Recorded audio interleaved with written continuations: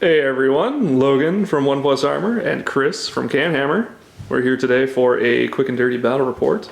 We're going to be playing one of the Adepticon primer missions, and we're both running lists that we may take to Adepticon. So, I've got my Tau here, Chris is running his Eldar, so let's give you a quick run through of the lists, then we'll talk about the mission and go into deployment and the game.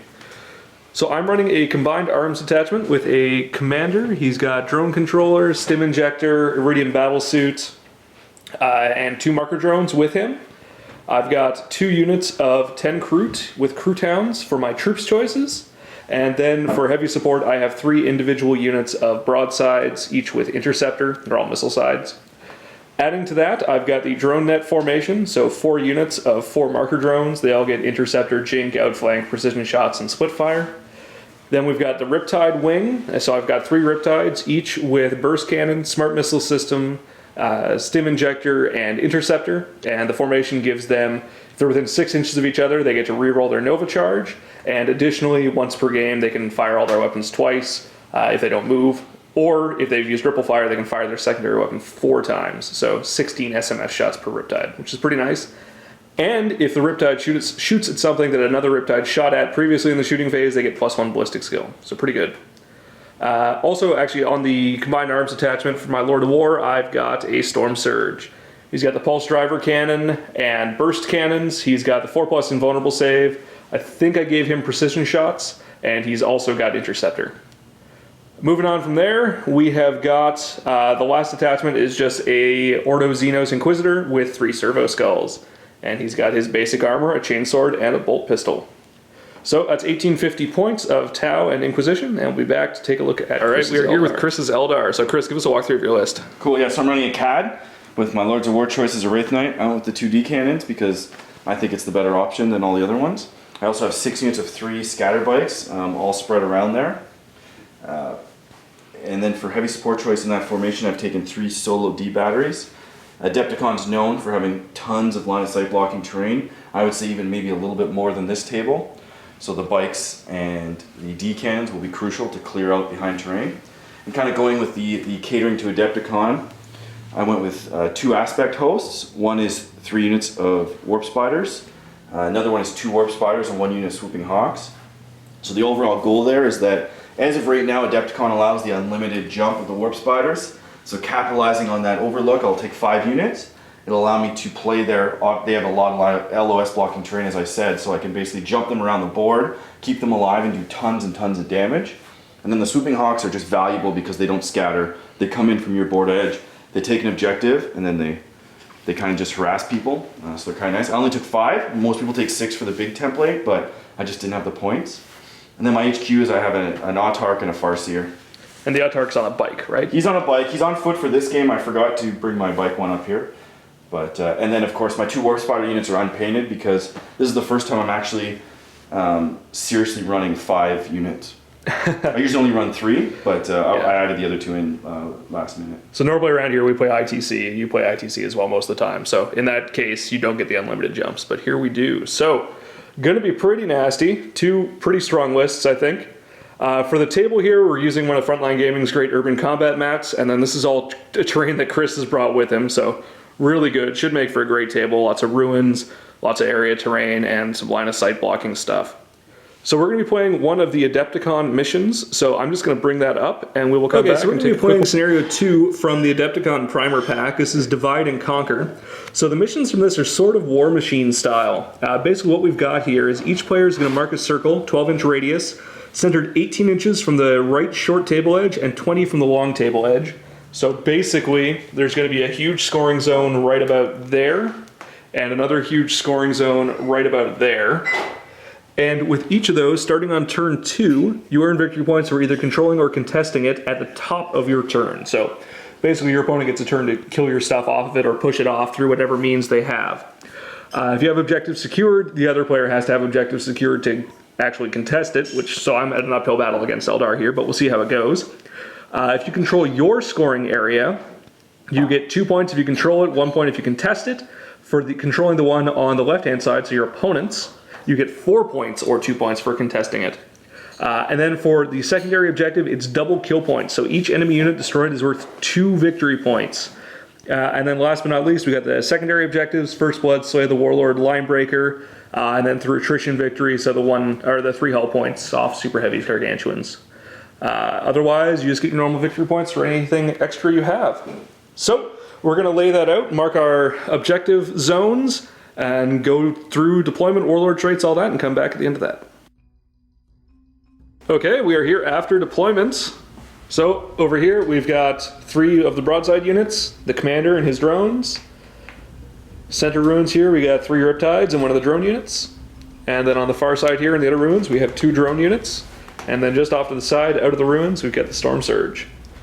And then on Chris's side here we've got a unit of the warp spiders, and then 3D batteries hidden behind the ruins. Around the other side here, yeah, the Wraith Knight and 3D batteries.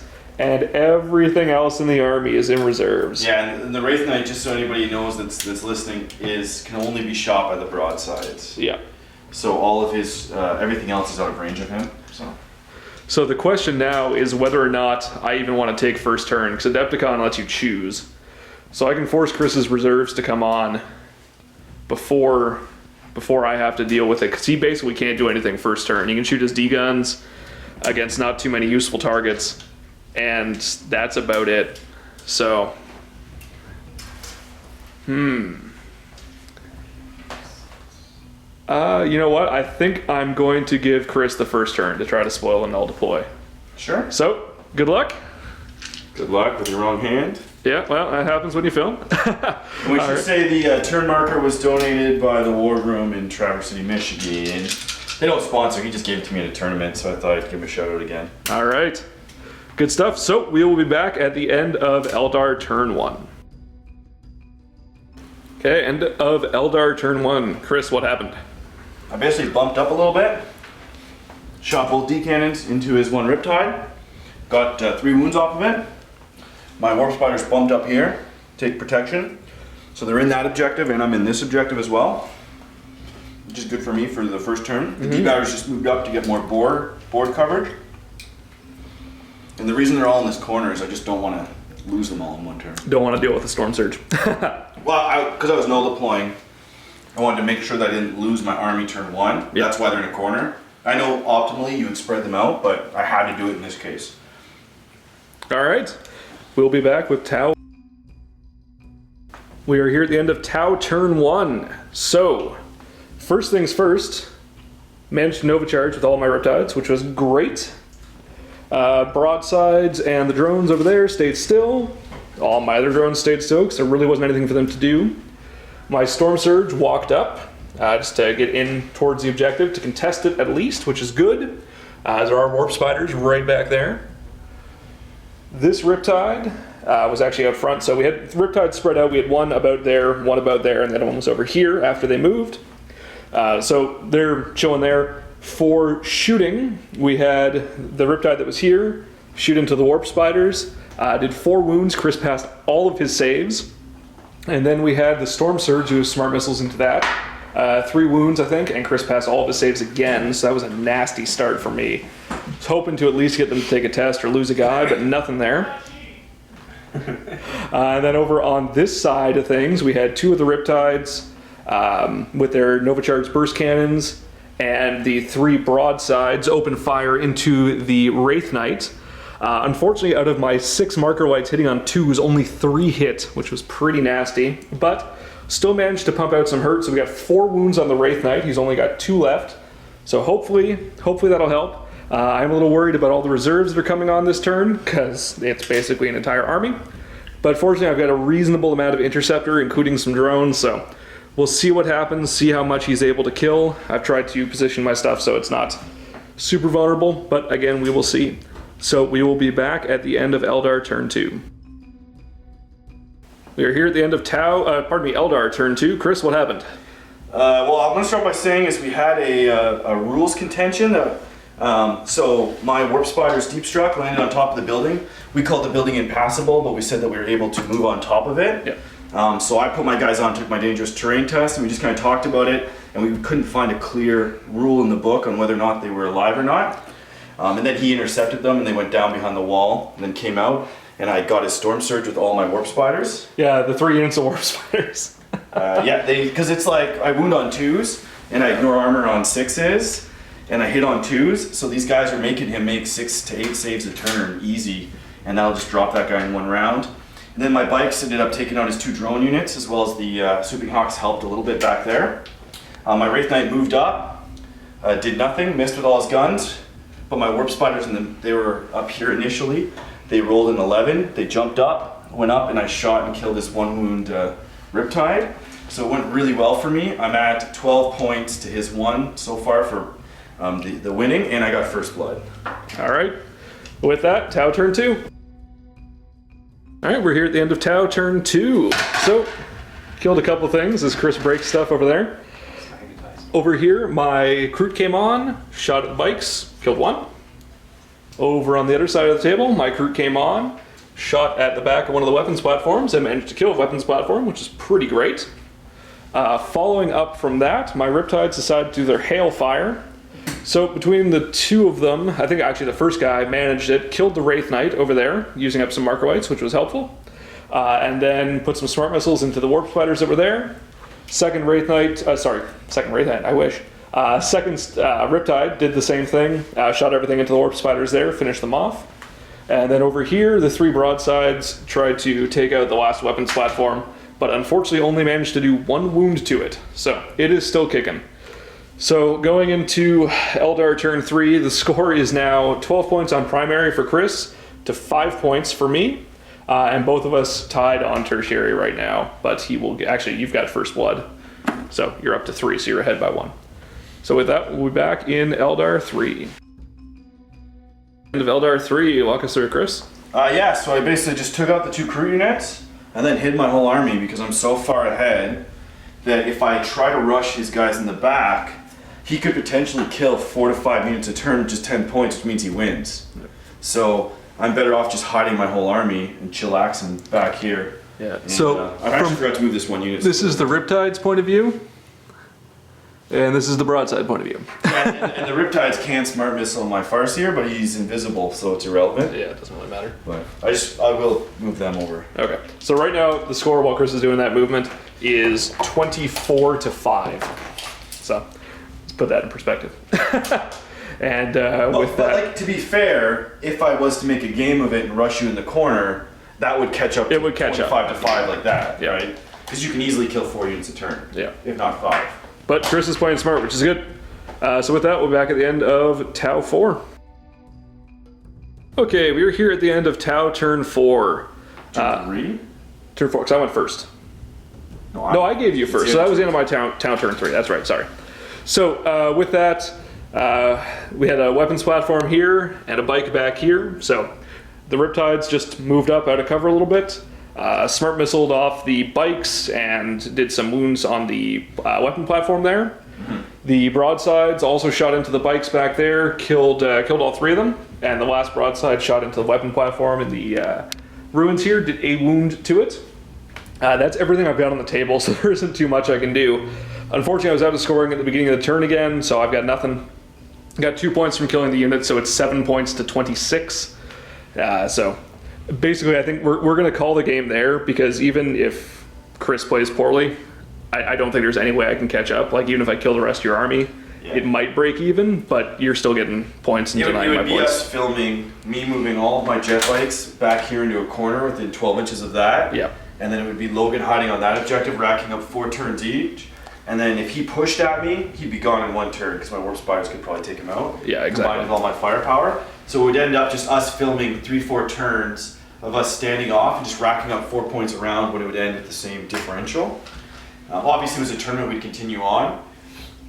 With that, like, I could try to do some cheeky stuff, but it's just definitely not worth it.